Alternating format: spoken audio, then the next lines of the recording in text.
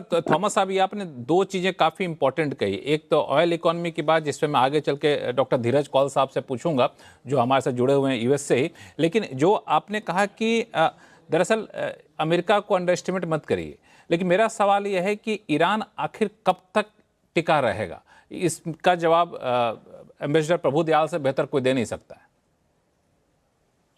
लक्ष्मण जी, मेरे शो में बुलाने के लिए बहुत बहुत धन्यवाद। और ये आपका सोचना कि मुझसे बेहतर कोई जवाब नहीं दे सकता इस प्रश्न का, ये उचित नहीं है, क्योंकि आपके शो में इतने बड़े बड़े एक्सपर्ट बैठे हैं, वो मुझसे कहीं ज्यादा जानकार हैं। देखिए, मुझे थोड़ी बहुत फर्स्ट हैंड नॉलेज है। मैं 3 साल ईरान में पोस्टेड था, अमेरिका में 4 साल से ज्यादा था।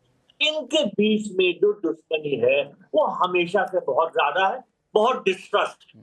अब आज के हालात ये है कि जो स्टेलमेट हो गया है इनके बीच युद्ध में, इस स्टेलमेट को खत्म करना बहुत मुश्किल होता जा रहा है।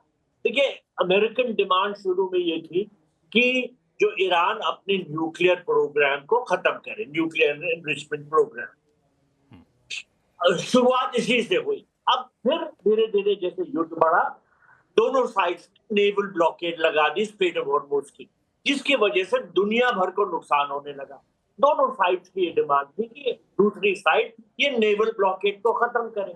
ईरान की ये भी डिमांड थी कि उसको जो उस पे सैंक्शन लगाए गए थे वो खत्म किए जाएं, और उसके जो फ्रोजन एसेट्स थे दुनिया भर में जहां जहां हैं वो उसको वापस दे दिए जाए, ये डिमांड। अब ईरान ने ये कहना शुरू कर दिया है कि हम तो स्ट्रेट ऑफ हॉर्मुज को नहीं खुलने देंगे जब तक हमें कंपनसेशन ना दिया जाए जो हमारे ऊपर नुकसान हुआ है। तो ट्रम्प साहब ने कहा कि ये क्या कॉम्पनसेशन की बात कर रहे हैं? कॉम्पनसेशन तो इन्हें हमें देना चाहिए, क्योंकि 50 साल में दुनिया भर में इन्होंने नुकसान पहुंचाया हुआ है। और इसके अलावा जब हमारे लोगों पे इतना नुकसान हुआ है, और इसके अलावा जो जब लड़ाई के पहले जो सिविलियन प्रोटेस्ट हो रहे थे इस्लामिक रिजीम के खिलाफ, उसमें 50,000 से लोग ज्यादा मारे गए हैं, उनकी जानों का इनको कॉम्पनसेशन देना चाहिए। अब एक तरफ ईरान कह रहा है कि इन्हें कॉम्पनसेशन पहले देना होगा, वो कह रहे हैं अमेरिकन कि नहीं, ईरान को देना होगा।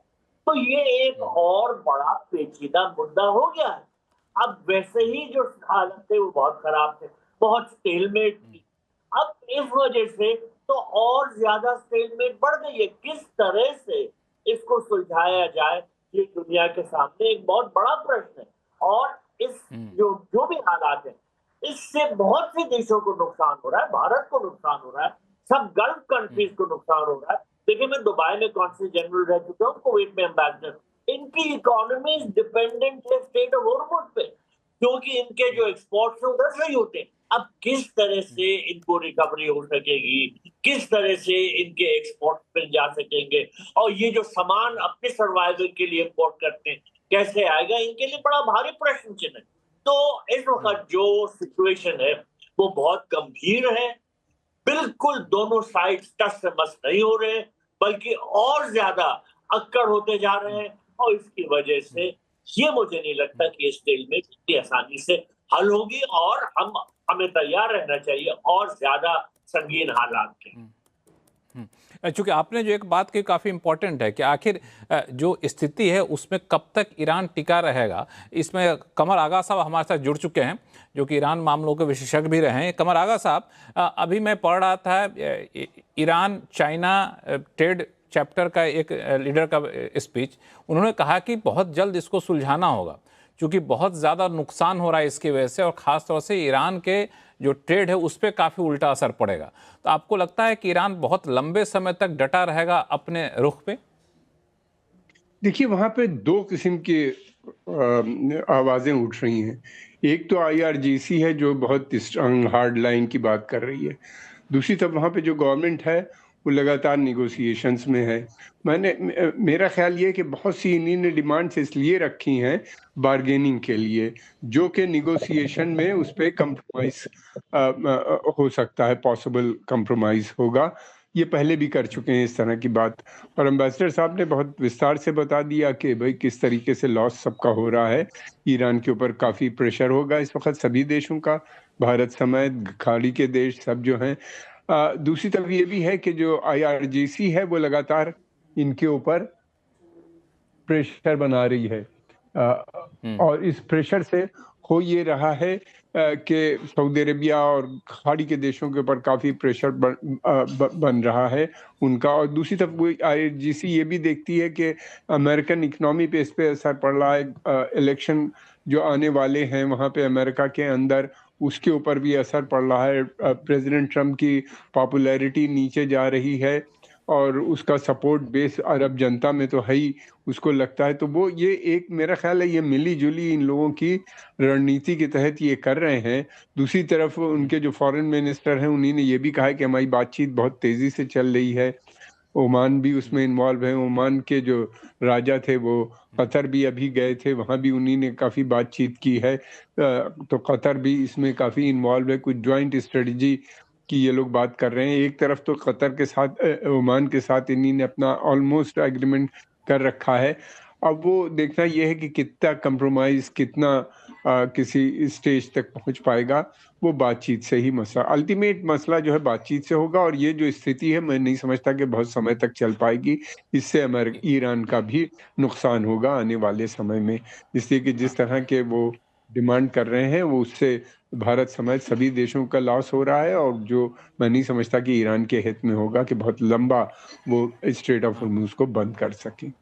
हाँ, बहुत लंबे समय तक बंद कर सके ये शायद संभव नहीं होगा, क्योंकि ईरान को भी इससे नुकसान होगा। लेकिन यहाँ पे हमारे साथ जुड़ गए हैं लंदन से जुड़े नरेश कौशिक साहब।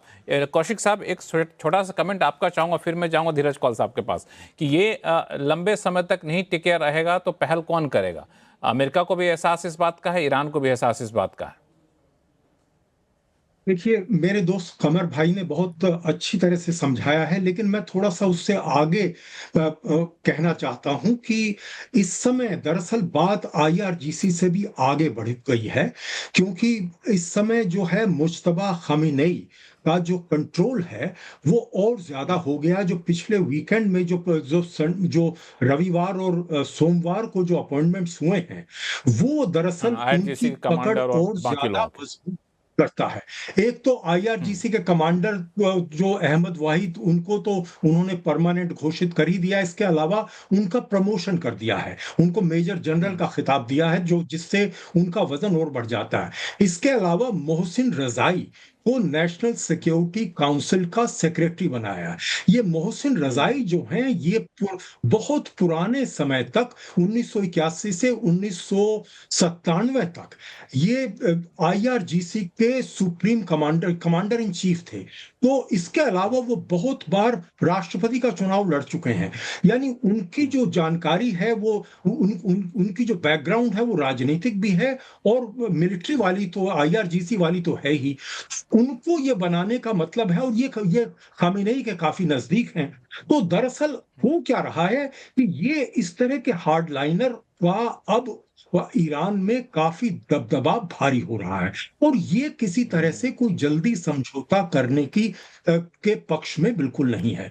इन्होंने, रजाई साहब ने ही शनिवार को यह बयान दिया है कि जब तक हमारा कंट्रोल स्ट्रेट ऑफ हॉर्मुज पे नहीं होगा हम इसको खोलेंगे नहीं। तो ये बिल्कुल इनका मंसूबा बिल्कुल साफ है। तो वो चाहते हैं ज्यादा से ज्यादा कंसेशन। इसके अलावा जो बात समझने की है वो ये कि ईरान के अंदर जो ट्रंप और नेतन्याहू को लेकर आज भी बहुत गुस्सा है। जितने लोगों को मारा है, खमेनेई के तो परिवार के ही बहुत सारे लोग मरे हैं, उनके पिता सुप्रीम लीडर के अलावा और बहुत सारे लोग उनके परिवार के मरे हैं। इसके अलावा और जितने अभी जो अपॉइंटमेंट नए हुए हैं, ये दरअसल रिप्लेस किया गया उन लोगों को जिन्होंने नेतन्याहू और ट्रंप के आदेश से मारा गया था। तो वो ये चाहते हैं कि ट्रंप और नेतन्याहू को सबक सिखाना जरूरी है। उनके हिसाब से वो चाहते हैं कि अमेरिका में जब तक ये मध्यावधि चुनाव होते हैं तब तक इस लड़ाई को जारी रखा जाए। इसी तरह से अक्टूबर में नेतन्याहू जब चुनाव लड़ रहे हैं तब तक उसे जारी रखा जाए। यानी वो दोनों इन नेताओं को नुकसान पहुंचाना चाहते हैं, और इसके साथ साथ ज्यादा से ज्यादा कंसेशन चाहते हैं। वो दरअसल उनको कोई चुनाव तो लड़ना नहीं है। देखिए, वो जैसा कि झा साहब ने कहा कि ये कोई लोकतांत्रिक देश उस तरह से तो है नहीं। और जो चुनाव लड़ते भी हैं उसमें सुप्रीम लीडर का दबदबा होता है, वो जिसको चाहते हैं उसको नॉमिनेट करते हैं और वही आमतौर पर जीतता है। तो ये बात हमें समझनी चाहिए कि वहां जी। पर अगर कुछ लोग ज्यादा मर भी जाते हैं तो इकोनॉमी की हालत बहुत खराब हो भी जाती है, तो काफी समय तो तक उनके वो ऊपर उसको टाल सकते टाल हैं। सकते और आपको याद होगा वो इराक के साथ लड़ाई तो 8 साल तक लड़ी थी उन्होंने।